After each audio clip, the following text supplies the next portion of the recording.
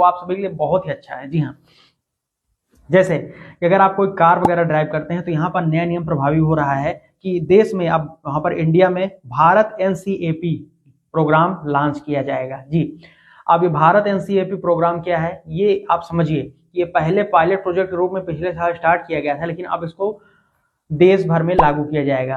अब भारत NCAP का full form पहले समझ लीजिए। इसका मतलब होता है Bharat new car assessment program, ये होता है इसका मतलब भारत NCAP। तो Bharat new car assessment program जो है स्टार्ट किया जा रहा है, इसमें देश के सभी कारों को वहां पर उनकी सेफ्टी के तहत स्टार रेटिंग दिया जाएगा, जिसका उद्देश्य होगा वाहनों की सुरक्षा को बढ़ावा देना। और आप स्टार रेटिंग के मदद से, भारत NCAP के स्टार रेटिंग की मदद से कारों को आसानी से पहचान पाएंगे कि कौन कारें आपके लिए सुरक्षित हैं, कितना उसमें सेफ्टी फीचर है। सारी चीजें आपके लिए एक वहां पर प्लेटफॉर्म पे सब चीजें अवेलेबल होंगी, जिसको आप वहां पर आसानी से वहां पर यूज कर पाएंगे उन सभी रिसोर्सेस को। ठीक है जी, तो ये बहुत बड़ी गुड न्यूज है कि आप सभी को एक वहां पर नया प्लेटफॉर्म प्रोवाइड किया जाएगा नए साल में, भारत NCAP। ठीक, नंबर दूसरा रूल जो है वो ये है कि अब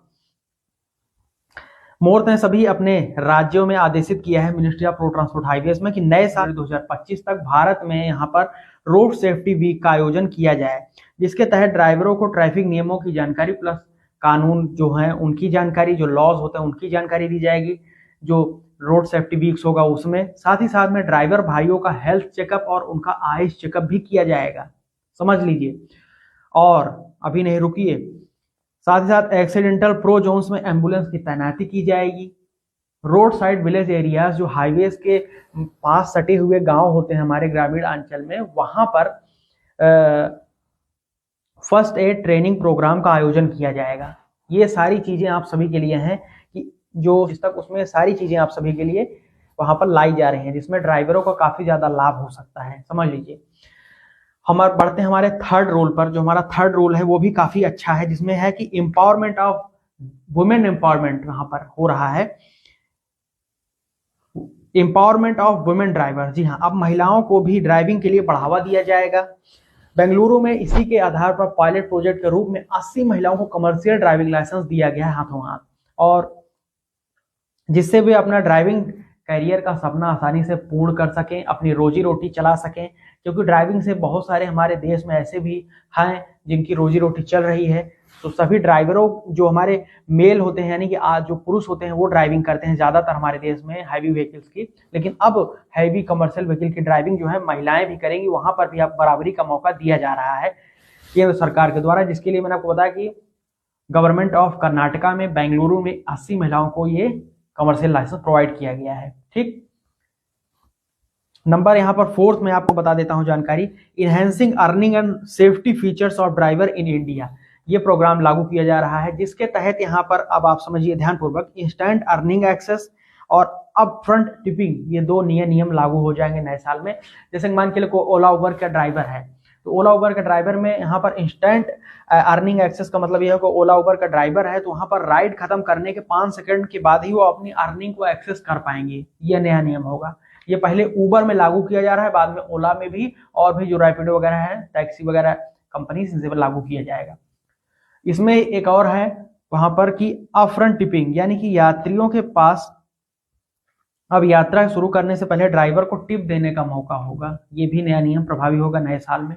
ठीक है जी, अब हमारे पढ़ते हैं यहाँ पर जो नेक्स्ट वहां पर रूल उसमें चेंज हो रहा है, तो उसके हिसाब से अब 5वें रूल में हमारा है इको फ्रेंडली मेजर्स। ये लागू किया जा रहा है नया नियम। यहाँ पर पर्यावरण को साफ सुथरा बनाने के लिए केंद्र सरकार काफी सख्त हो चुकी है, जिसके लिए उन्होंने अब कार्बन उत्सर्जन दर को कम करने के लिए पहल की हुई है।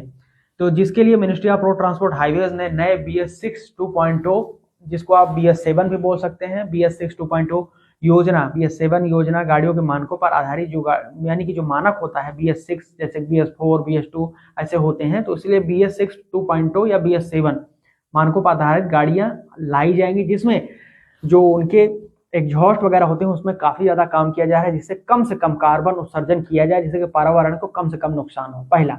इसी में दूसरा ये है सब रूल, पहले चरण में 15 से लेकर जो अधिक पुरानी गाड़ियां हैं, 15 वर्ष से अधिक पुरानी गाड़ी हैं, इसमें 90,000 से अधिक पहले चरण में गाड़ियां हटाई जा रही हैं रोड पर से, जिसमें सबसे पहले गवर्नमेंट ओन व्हीकल्स को हटाया जाएगा। ध्यान पूर्वक समझ लीजिए, सबसे पहले गवर्नमेंट की जो गाड़ियां हैं वो रोड पर से हटाई जा रही हैं और यह नियम 1 अप्रैल 2024 से ही लागू हो चुका है। देश में गवर्नमेंट की गाड़ियां हटाई जा रही हैं जो फिटनेस टेस्ट में फेल हो रही हैं।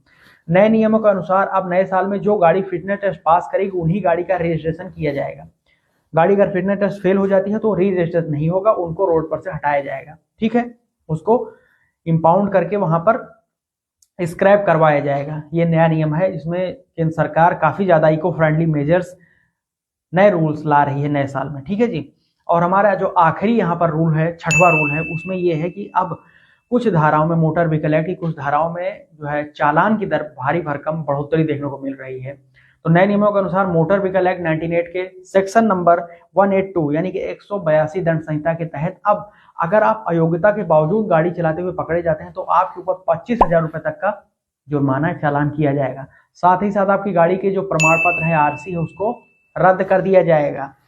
और इसी में जुड़ा हुआ एक और नियम है कि आपकी जो एज है वो 25 वर्ष तक आप अयोग्य घोषित कर दिए जाएंगे कि आप ड्राइविंग लाइसेंस नहीं बनवा पाएंगे। अगर आप ड्राइविंग लाइसेंस आपका बना भी है तो वहां पर रद्द कर दिया जाएगा 25 वर्ष तक की आपकी उम्र तक, और नहीं बना है तो 25 वर्ष तक आप ड्राइविंग लाइसेंस बनवा ही नहीं पाएंगे।